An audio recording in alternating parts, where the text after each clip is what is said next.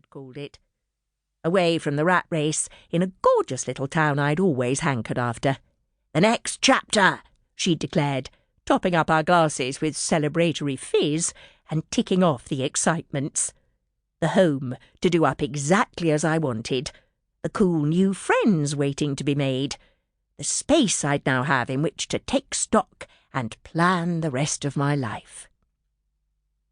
It was only because I was tired, I told myself now, wrung out by moving and work and scrubbing and hauling furniture about, more drawn to a long lie-down than adventure. That's why I found myself looking around at my unnaturally tidy sitting room, unsullied by a single lager tin or takeaway container, thinking wistfully of that other, perpetually messy, noisy abode, where there was always a starving teenager sprawling, a manic cat killing something, and washing piling up. All the things I used to complain about, really, I mused wryly as I went back for the other bin, making a mental note to write in my diary it was bottles next time, and then jumping when a piercing voice cut through my thoughts. "Hey! Oi!"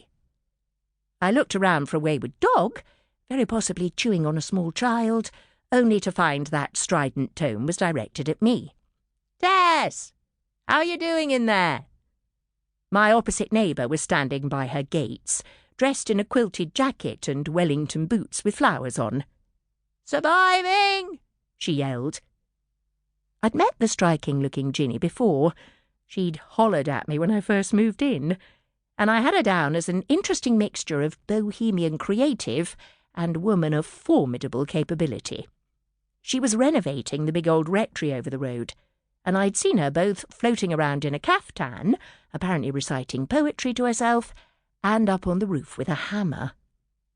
"All straight, then?" she demanded, crossing the street and surveying me. "I hate bloody Sundays, don't you?" she continued, plainly not caring whether I was straight or not. "Can't get on with anything till the bloody plumbers turn back up tomorrow, if they do." "How's it going?" I nodded towards the beautiful grey stone house with its mullioned windows and creeper.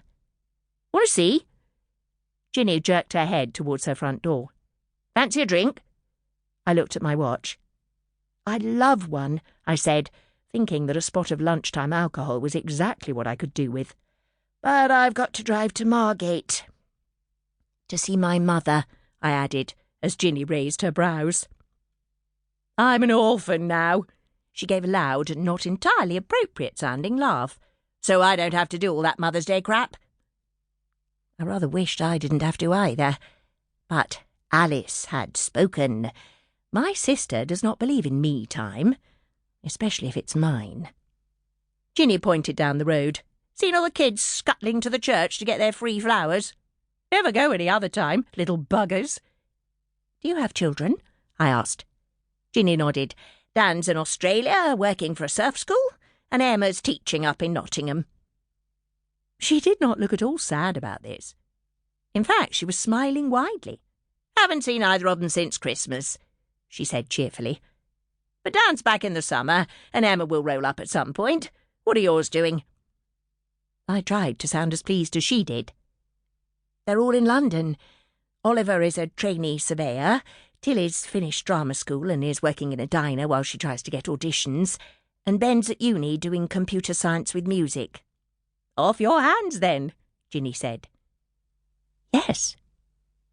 I thought about telling Ginny that, as odd as it sounded, it was the first time in my 47 years I'd ever lived alone.